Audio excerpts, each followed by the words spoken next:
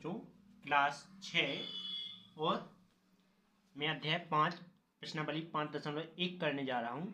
तो इसमें क्या लिखा है, पहला क्वेश्चन कि रेखाखंड की तुलना केवल देखकर करने से क्या हानि हो सकती है। तो हाँ, ये बात कहा सही है, क्योंकि इसमें अपन रेखाखंड देखे बिना अपन क्या कर सकते हैं, उसमें त्रुटि कर सकते हैं। मान लीजिए उसने 5 सेंटीमीटर की लाइन कही, अपन ने अंदाज से खींची तो गलती हो सकता है। इसलिए अपन लिखेंगे, पहले का आंसर क्या लिखेंगे, केवल देखकर तुलना करने से, देखकर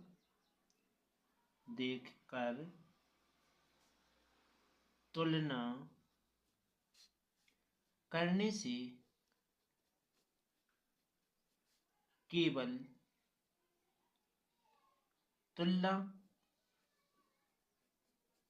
देखकर तुलना करने से तुलना में क्या हो सकती है, त्रुटि हो सकती है। त्रुटि हो सकती है, मुख्यतः बहुत कम लिखेंगे, मुख्यतः बहुत कम अंतर वाले रेखाखंड की तुलना, कम अंतर वाले रेखाखंड की तुलना केवल देख के नहीं की जा सकती, केवल देखकर नहीं की जा सकती है।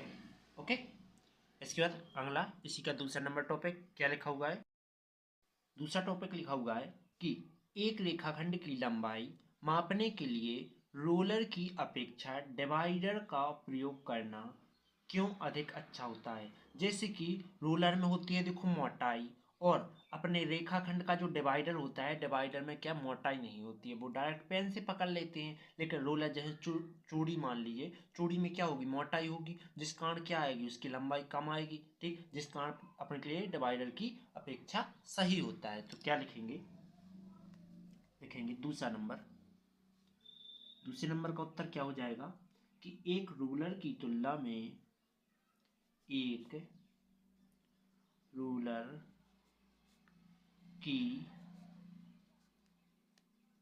तुलना में डिवाइडर का प्रयोग करना,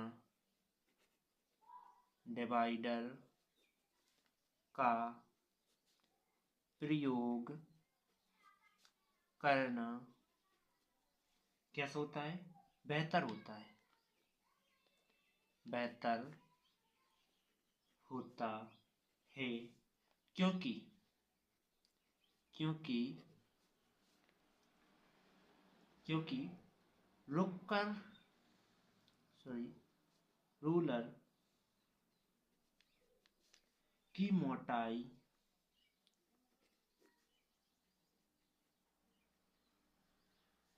उसकी लंबाई में क्या करता है, उसकी लंबाई में सही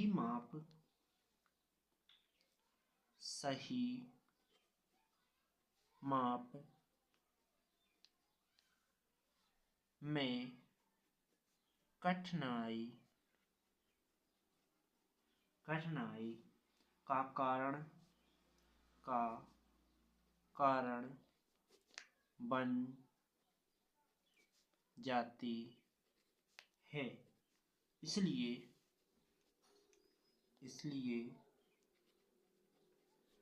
डिवाइडर कैसा होता है, सही होता है। इसलिए यूज किसका करना चाहिए, डिवाइडर का यूज करना चाहिए। क्यों, क्योंकि वो सटीक उत्तर दे पाता है। ठीक है, दो हो गए, स्क्रीनशॉट ले लीजिए। अब तीसरा नंबर करते हैं। चलो, तीसरा नंबर क्या कह रहा है, ध्यान से समझ रहा है। क्या कह रहा है, कोई रेखाखंड ए बी खींचिए। तो तीसरे नंबर में जो लिखा है वही करते जाते हैं। पहले मैंने कोई एक रेखाखंड जो कि क्या खींचा, ए से बी खींच लिया, जिसमें क्या करना है कि ए बी के बीच में कोई स्थिर सी बिंदु बनाओ। तो मैंने बिंदु सी ले लिया इस प्रकार से। मान लीजिए ये कह रहा है कि ए बी बी सी और सी ए की लंबाई मापिए, मतलब कि तीनों की एक तो लंबाई मापिए। और जिस साथ में कह रहा है क्या ए बी बराबर है ए सी प्लस में सी बी है, तो लिखेंगे हाँ, लिख देंगे हाँ। ठीक, क्यों लिख देंगे, क्योंकि देखो जब दो रेखाएं एक साथ जुड़ रही तब जाके टोटल एक रेखा बन रही है। तो लिख सकते हैं कि यदि ए सी कितनी है, 3 है। ठीक, ये कितनी है, 3 है। और ये मान लेते हैं हम 4 है। ठीक, बी सी कितनी है, 4 है। ठीक, तो ए सी कितनी होगी, ए सी जो कि कितनी हो जाएगी, 7 हो जाएगी, जो कि अपन मान रख के बताते हैं। जैसे ए सी बराबर क्या है, A B plus B C. ये है ए सी प्लस में ए सी प्लस में बी सी है। तो ए सी का मान कितना है, 3 और एक का है 4, इतने 7 बराबर 3 प्लस 4, जो कि 7 बराबर क्या आ जाएगा, 7 आ जाएगा। यही तुम्हारा आंसर बन रहा है। तो देखो कह देंगे कि हाँ ये बात सही है कि ए सी बराबर ए सी सॉरी ए बी बराबर क्या है, ए सी प्लस बी सी एक रेखा है। ओके, उम्मीद है यहां तक समझ में आ गया होगा। अब चलते हैं अगले टॉपिक चौथे नंबर पर। क्या कह रहा है कि हेलो, आगे क्या कह रहा है कि चौथा नंबर कह रहा है एक रेखा खींचिए, एक रेखा पर बिंदु ए बी सी इस प्रकार पर स्थित है। मान लीजिए एक रेखा है इस प्रकार से, यहाँ ए है, यहाँ बी है और यहाँ सी है। पर ये बोल रहा है कि ए बी कितना है, 5 है। इसके बाद बी सी कितना है, 3 है। और ए सी मतलब टोटल यहाँ से लेके इतनी क्या है, 8 है। तो ये क्या है कि इनमें से कौन सा बिंदु अन्य दो बिंदुओं के बीच स्थित है। तो पहली बात तो बी बिंदु स्थित है। ठीक, एक बात तो ये है। साथ में लिखेंगे कि ए से सी क्या है, सबसे बड़ा बिंदु है। तो लिखेंगे तीसरा नंबर चौथा कर रहा है, तो लिखेंगे ए सी सबसे बड़ा रेखाखंड है, रेखाखंड है। अतः बिंदु बी क्या कर रहा है, बिंदु बी कॉमा ए और सी के बीच स्थित है। ओके, अगला उसी के अगला वाला क्या दिया गया है, देखो 5वां नंबर क्या कह रहा है कि जांच कीजिए कि संलग्न आकृति डी रेखाखंड ए जी का मध्य बिंदु है। तो ए से जी डी में मध्य आ रहा, ठीक बीच में आ रहा। तो देखेंगे कि लिखेंगे 5 नंबर में कि पहले तो लिखेंगे हाँ।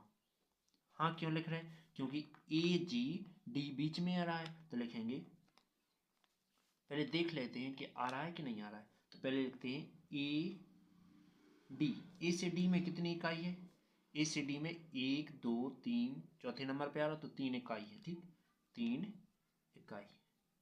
इसके बाद डी से जी 1 2 3, 4 इकाई है, मतलब कि ना भी 3 है और ना से भी 3 है, तो बीच में पड़ रहा।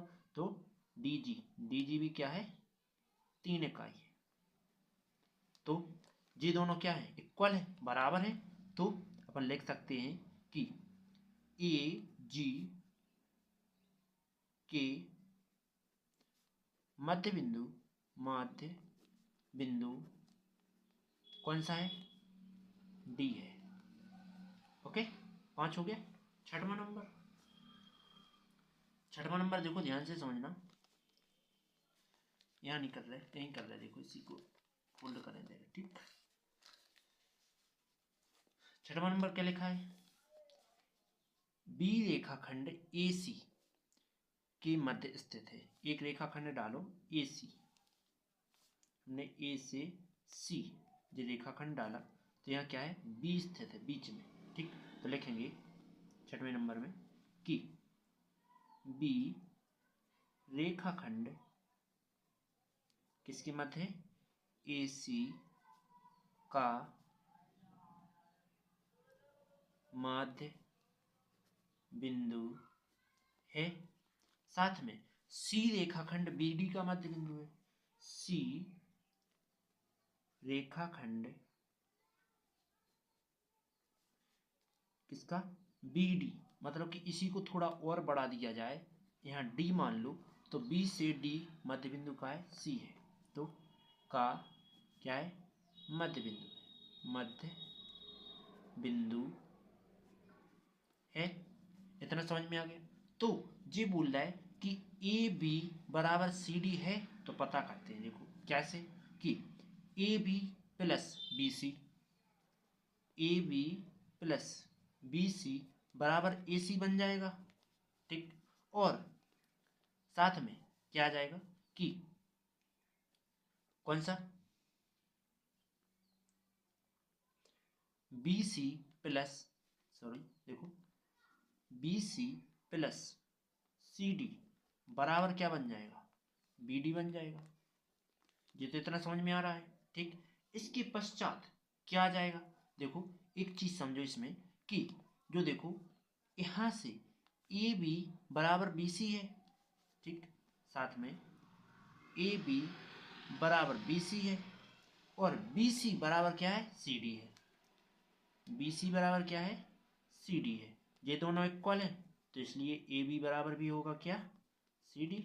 ये तुम्हारा आंसर। जैसे जे और जे बराबर है तो ये दोनों भी बराबर होंगे, तो हमने ये दोनों बराबर लिख दिया। यही तुम्हारा आंसर, यही तुम्हें प्रूव करना था। ओके, चलते हैं अगले टॉपिक की ओर। अब अगला कौन सा बना है, 7वां नंबर, लास्ट है। देखो अगले टॉपिक ने क्या कहा है कि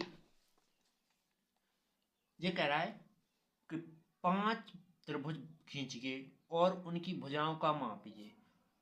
प्रत्येक स्थिति में जांच कीजिए कि किन्हीं 2 भुजाओं की लंबाई तीसरी भुजा के क्या होना चाहिए, सदैव बड़ा होना चाहिए। मतलब कि 2 से तीसरी एक बड़ी होना चाहिए। तो पहले तो 5 त्रिभुज बनाते हैं। ठीक, तो 5 त्रिभुज किस प्रकार से बनेंगे, एक तो देखो यहां से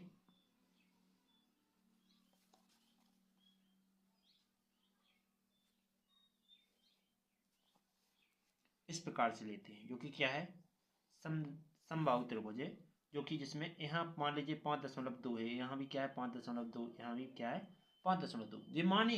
ठीक है, तो इसके बाद साथ में एक और चित्र बनाओ, त्रिभुज ही होना चाहिए वो भी। ठीक, 5 त्रिभुज बनाना है, वो भी अलग अलग प्रकार से। ठीक, एक मैं समकोण त्रिभुज बना रहा हूँ यहाँ, ये हो गया क्या, समकोण त्रिभुज। ठीक, जो कि जे दोनों भुजाएं जोड़े तो इससे ये बड़ी हो, मतलब कि जे दोनों भुजाओं से जे बड़ी होती है। तो यहाँ मान लो हम 7 मान रहे हैं, यहाँ 5 मान रहे हैं, तो यहाँ होगी 13। ठीक, 7 5 12 होती है, जिससे बार ज्यादा होना चाहिए। ठीक, तो ये 13 हो जाएगी। ठीक, सेंटीमीटर, यहाँ भी सेंटीमीटर, CM, सब में सेंटीमीटर जोड़ देंगे। ठीक है, इसके बाद 2 और बना रहे, सॉरी 3 और बनाने, तो एक बनाते हैं, देखो इस प्रकार से,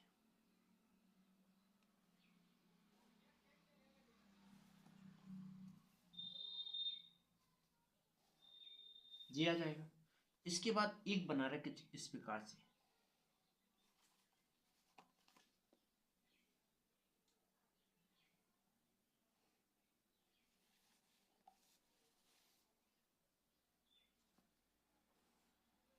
ओके।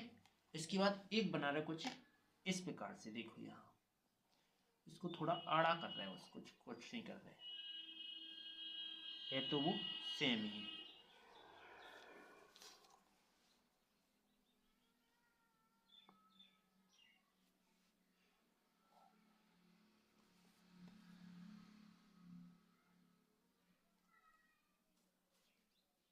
ओके, ये बन गए अपने 5 त्रिभुज, जो कि क्वेश्चन नंबर कौन सा है, 7वें नंबर के यही आंसर है। ओके, चलते हैं अगले क्वेश्चन की ओर। क्या है अब क्वेश्चन नहीं है, देखो वीडियो प्रश्नावली समाप्त है। प्रश्नावली अब देखो अगला होना है, और अगले में केवल कोण बताए गए हैं, समकोण और युग कोण, जो कि 5.2 है और इस साइड दी गई है। ठीक है, तो इसको मैं पढ़ता हूँ कल। ठीक है, चलते हैं अगली वीडियो की। इसी टाइम 7 बजे आपको वीडियो मिल जाएगी जी। ठीक, 5.2।